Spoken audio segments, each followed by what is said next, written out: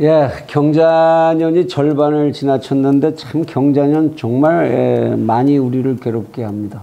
코비드-19 그거 끝나지도 않았는데 또 이렇게 일기가 이러고 폭우를 쏟고 물난리를 만들어내고 우리 인간들 스스로가 만들어내는 막장 드라마뿐만이 아니라 이렇게 왜 천지간까지 이러는지 참 걱정입니다. 부디 평안들 하십시오.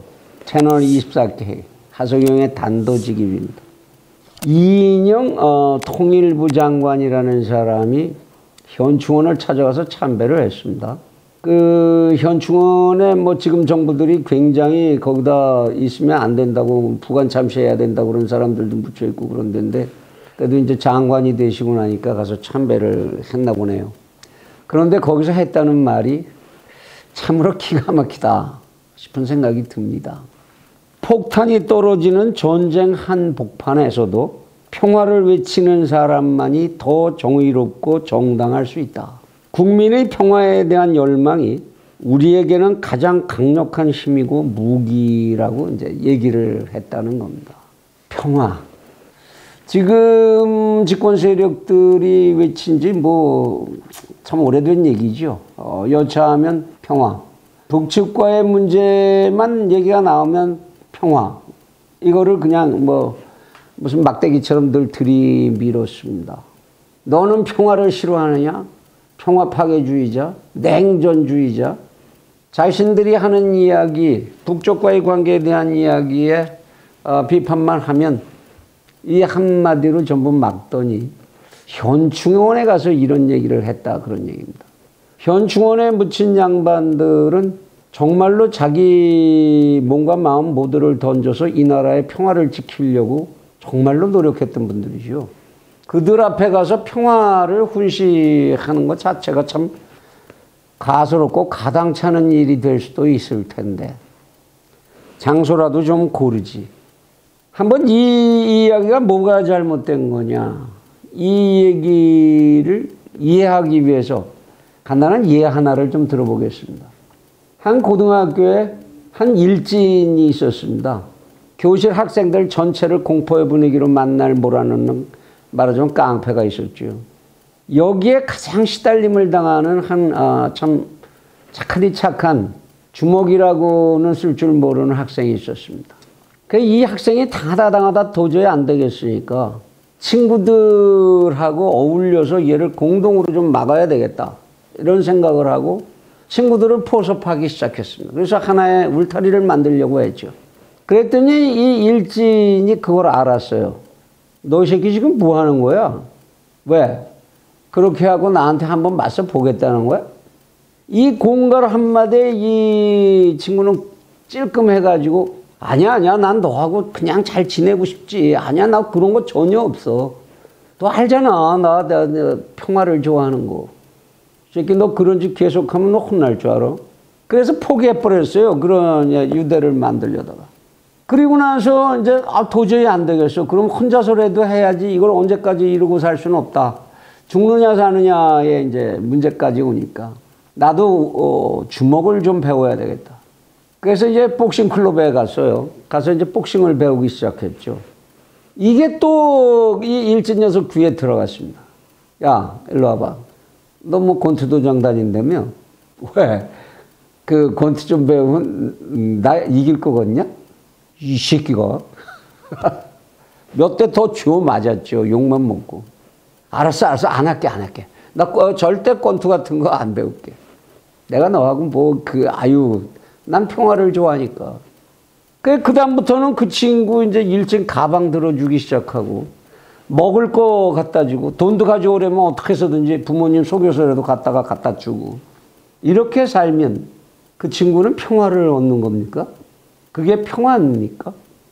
분명히 문재인 정부는 들어서면서 북핵을 백지화시키겠다고 약속을 했고, 북측이 레드라인을 넘으면 가만두지 않겠다고까지 분명히 대통령이 언명했었습니다. 근데 지금 북핵 얘기는 아예 꺼내지도 않죠. 그죠? 그리고 뭡니까? 레드라인은 뭐가 레드라인이었던 겁니까? 그럼 생각을 해보시죠.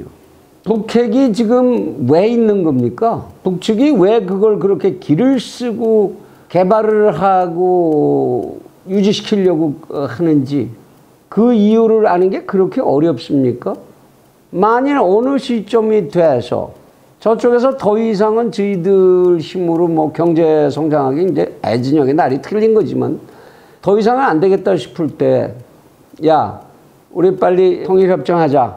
와서 사인해. 안 하면 서울을 그냥 한 방 쏴버릴 거야. 어떡할 겁니까, 그러면? 그러면 또 그럴래나요? 어떡합니까? 실제로 핵을 서울이 맞을 수는 없는 거 아닙니까? 그럼 가서 통일하자 그러고 북측 주도하에 통일, 이거라도 우리가 수용해서 살아야 되지 않겠습니까? 평화니까, 평화를 위해서. 그래야 한다는 겁니까?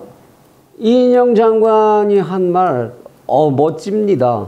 이것을 한 문학소년이 얘기했다든지 타인의 생명을 책임져야 할 이유가 없는 어설픈 철학자가 얘기를 했다든지 한다면 이거는 멋있는 연설일 수도 있습니다. 그런데 한 나라의 5천만의 생명의 안위를 책임져야 하는 자리에 있는 한 나라의 장관이 이런 얘기를 한다면 그건 좀 문제가 달라지지 않겠습니까?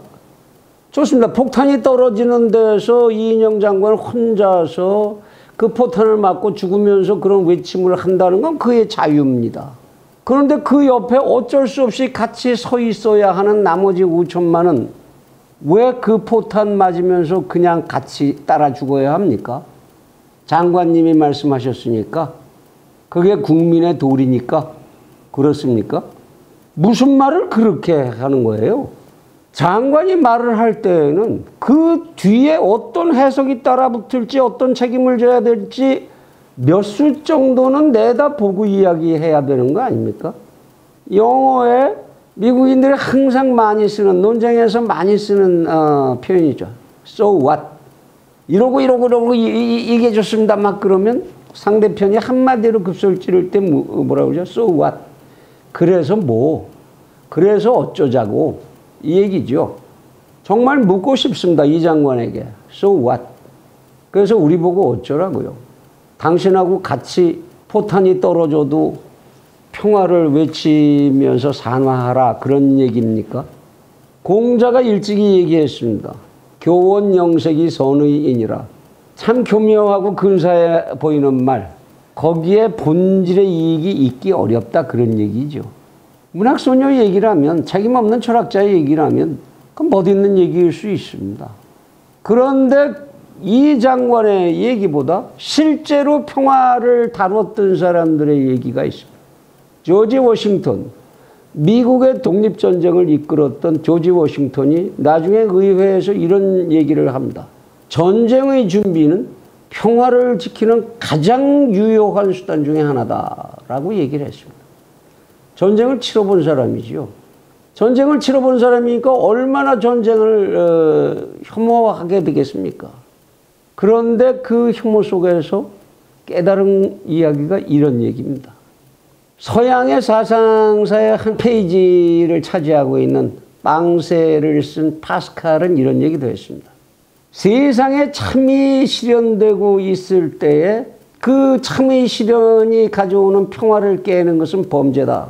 그러나 그러한 진리의 세상이 파괴되려고 할 때에 평화에만 머물겠다고 하는 것 또한 범죄다. 좀 한 나라의 살림을 책임진 위치에 있는 분들이라면 좀 더 깊이 있게 사고하시고 좀 더 책임감 있게 언행을 보여주셨으면 고맙겠습니다. 부탁합니다.